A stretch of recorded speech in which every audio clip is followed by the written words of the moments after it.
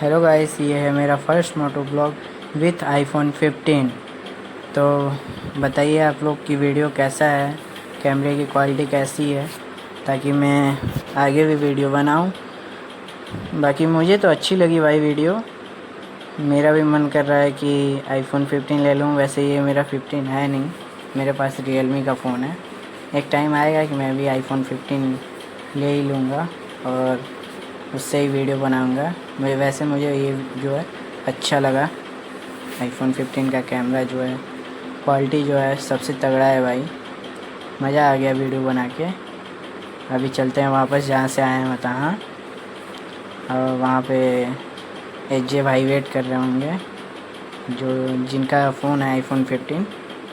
तो चलते हैं उनके पास वापस से।